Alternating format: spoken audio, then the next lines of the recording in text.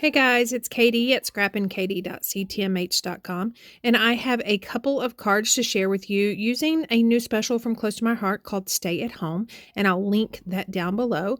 So I've pulled a couple of stamp sets from the special. The first is called The Great Indoors, and the other one is called On Repeat. Now, these are predominantly scrapbooking stamp sets, but I wanted to show you a couple of rainbow cards using the stamp sets. So I've got raspberry, nectarine, canary, green apple, Carolina, and Pansy ink. And then I also have a white daisy card front for a standard size card. So this is going to measure 4¼ by 5½. And I am going to create a rainbow pattern by random stamping one of the images on this card. So before I stamp it, I am going to grab my ruler and a pencil, and I decided it would be easier to just put some light pencil marks across this card just so I can kind of stay in line. I tried this with no pencil marks and it didn't turn out very well. So I'm just going to line up my T ruler on my Versamat and then take a pencil and very light-handedly put pencil marks every 3/4 of an inch. So I am going to put this one and then just move my T ruler down the side of my Versamat and just keep on making some pencil marks so I'll be able to erase them as I stamp. So again, I mentioned that these specials are part of something that Close to My Heart has done to kind of document COVID-19 and what it means to you. Now, not only do you get these stamp sets, but we also have some free SVG cuts, as well as some other things. And again, I will link that down in the description below so you can go grab those and use those for cards or, like I said, to document what your family's doing while you're stuck at home. So you can see I have those pencil marks on that white daisy card front. So I am just going to turn over my Versamat, and there's kind of a foam backing to it. And so I usually like to use that to do my stamping. Just kind of gives it that extra something. So I've pulled out my raspberry first, and then I've pulled out the house from the Great Indoors, and I am just going to ink that up. Now this stamp set has been used quite a bit, but if it was brand new, you want to always season your image first. I either do that with an eraser on the back of my hand, and then I always stamp it off my project a time or two to make sure that it's really seasoned well. So I am going to, on this first row, I'm going to start kind of in the center of the card and then work out from there. As far as spacing, I didn't really have a plan. So whatever these houses end up being on this top row will probably pretty much be the spacing for the entire card. So as you can see here, I just am inking it up in that raspberry ink and then stamping it off onto my standard card front. So I'm just going to clean that image off right quick. And then I am going to grab the next color, which I've chosen to use nectarine. So I'm just going to open that up. The fabulous thing about Close to My Heart ink pads is they have a magnetic lid and closure. And I just love how easy they are to open. And then you can either stack them on top of each other. I always like to use my lid, just kind of leave it over there to the side. So I'm just going to continue to ink up these houses in nectarine, and as you can see, I'm putting the top of that second row of houses in between the two homes on the top row. And then I am going to clean that off, and as you can see, they're kind of crooked, but it's really not going to matter after I get this card all made up. And then I am just going to grab the next color, which is canary. Now, I did decide to go ahead and start erasing the pencil lines before I ink this one up, simply because I didn't want that ink to go over a pencil line and then it become difficult to erase. So I'm just grabbing an eraser. I do like to use the white erasers that you can get at any school supply aisle or anything like that. And I'm just going to ink up those canary homes, and then after I ink those up, I'm going to erase the line under those. And also the good thing about Close to My Heart ink is it dries immediately, so I don't have to worry about allowing that ink to dry before I start erasing, and I definitely don't have to worry about that ink smearing. So right here's the green apple, and I am just going to erase that and then pull out that next color, which is Carolina. And then ink those up. Again, it doesn't matter on the subsequent rows which house you start with. I just happened to just plop it down. I don't even know why my eye went to, a certain spot. And then the last color is Pansy.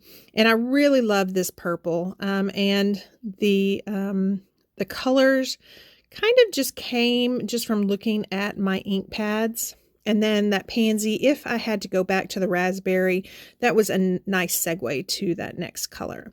So now I am going to add a sentiment to the front of this card. Now, again, still working with the Great Indoors, there is an image that says, "What day is it anyway?"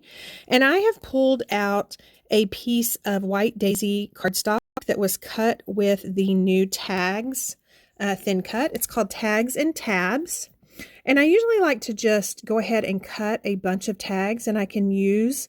So I am going to ink that up. I pulled some of my stash of green ribbon because the whole of that tag is going to fall right about where those green apple houses are stamped. Now, we don't have green apple ribbon, so it is a great opportunity for me to pull out some stash.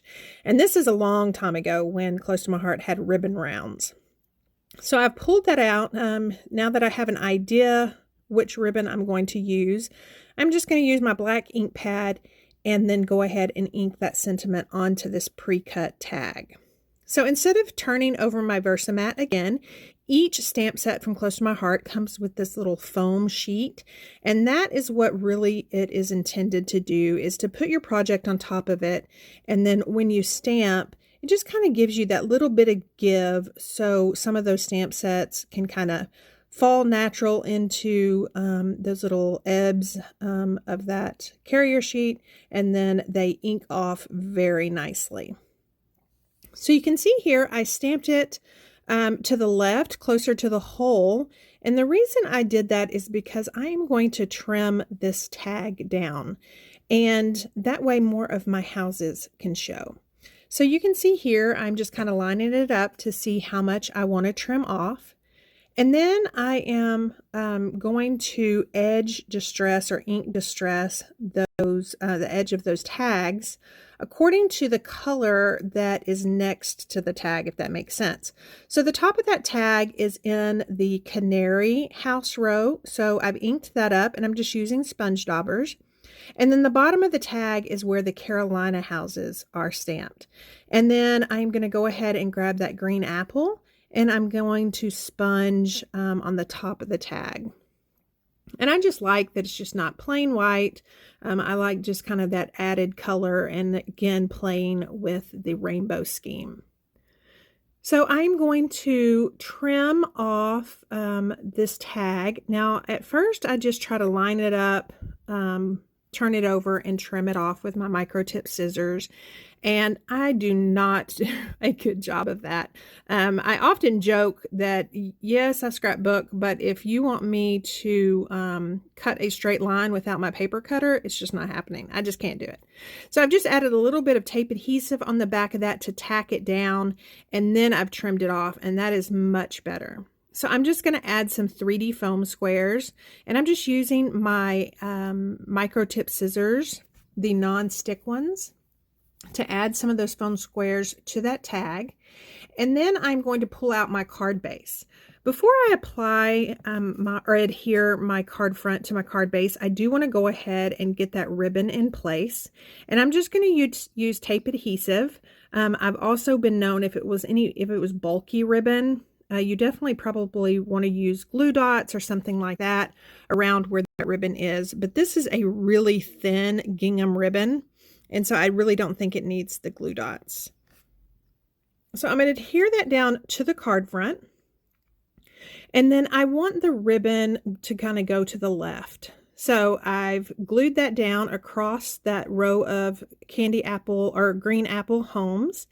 And then taken the sticky off that tag, adhered it down, and now I'm just going to tie a bow right there with that ribbon, and then take my micro tip scissors that are meant for only ribbon. My children and my husband know that, and trim those tails off.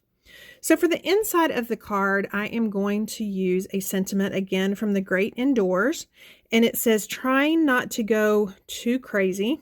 And I'm going to ink that up in just black ink and then stamp that down to the center of the card. Now this card is perfect to send if you are used to having lunch or dinner with any of your girlfriends. This would be a perfect card to send to them. So right here, I have decided to pull my daughter in. She's been begging to stamp. And so I always like to stamp a little bit of something that has to do with the card on an envelope. So I've let her do that. Now, the block that I gave her, it really was unfair. If you're not used to using larger blocks with smaller images, you'll get ink on that block and it'll ink off, which is what happened. So I just re-inked that up and then stamped a new envelope. And then I'm also going to ink the back of this envelope. And I usually like to go over the seal of the envelope. That way when it's closed and sealed up, you can read it. And then when the recipient opens it, then they get a surprise with the pretty card inside. So here is a look at that one card. Now I did make another card almost with the same principle. And then you will see that here, I just stamped a sentiment over and over again and then did a larger sentiment. Thank you so much for stopping by and watching. Please give me a thumbs up and leave a comment if you liked what you saw. And if you'd like to subscribe and sign up for notifications, you'll be alerted the next time I post a crafty video.